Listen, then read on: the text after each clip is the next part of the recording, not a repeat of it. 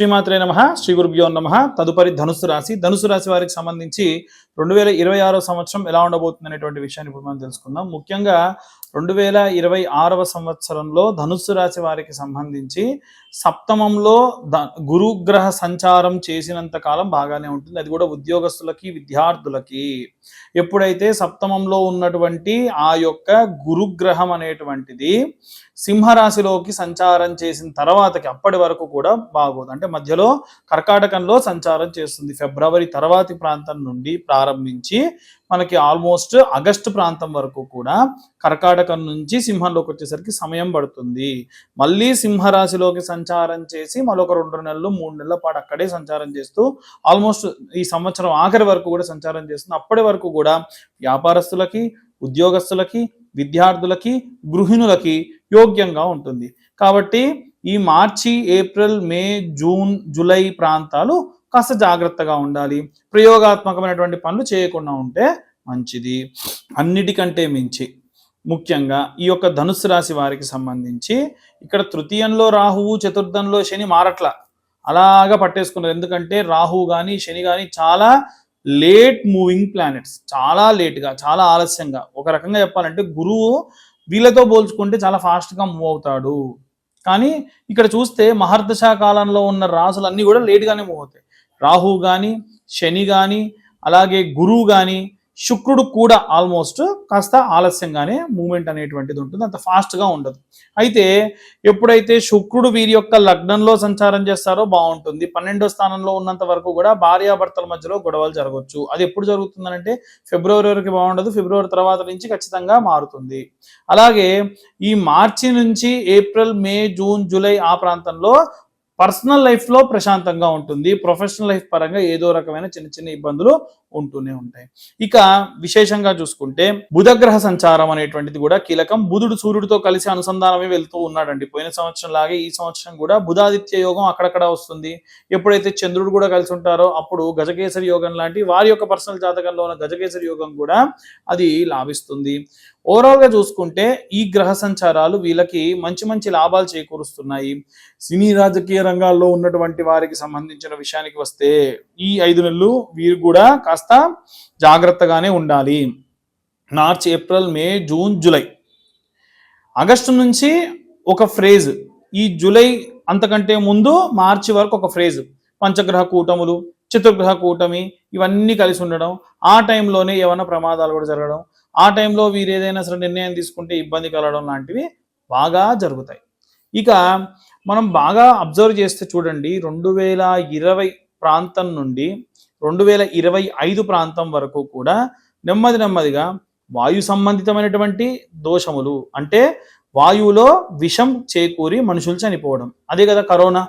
రెండవది అగ్ని సంబంధితమైనటువంటి ప్రమాదాలు, బస్సులకు అగ్ని మంట పుట్టడము, ఏవైనా ఫైర్ యాక్సిడెంట్లు జరగడము, ఫ్యాక్టరీలు తగలబడము, మనకు వైజాగ్ లాంటి చోట ఫ్యాక్టరీలో బ్లాస్ట్లన్నీ కూడా జరిగి విపరీతమైనటువంటి నష్టం జరగడం, ఇవన్నీ జరిగినాయి.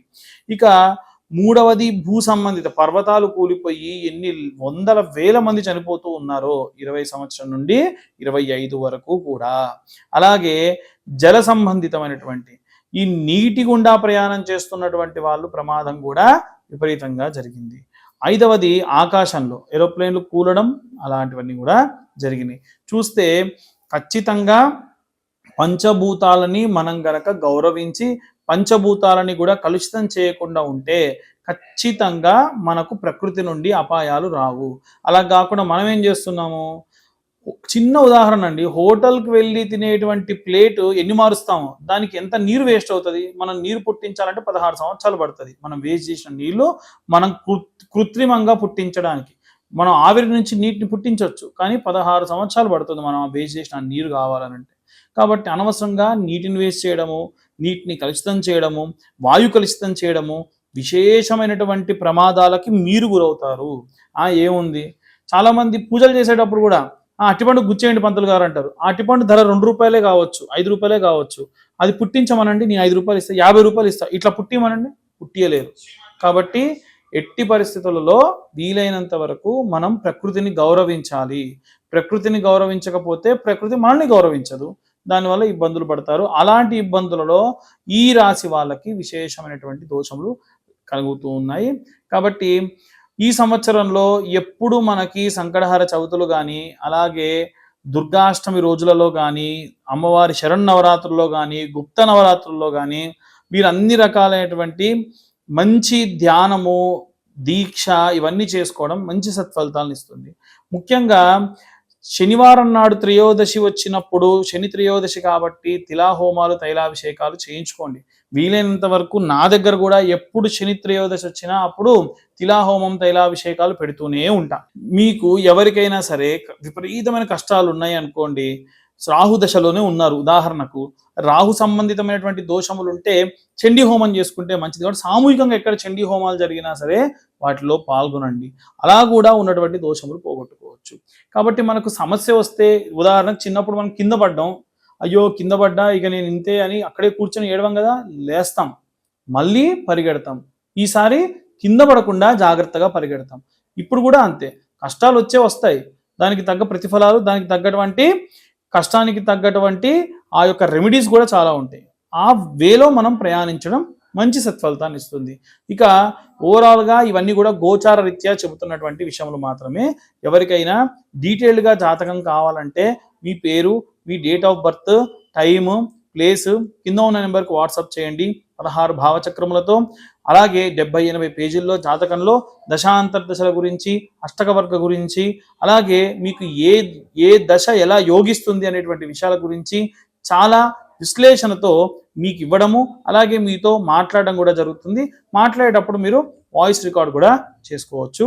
సర్వే జనా సుఖినో భవంతు. స్వస్తి.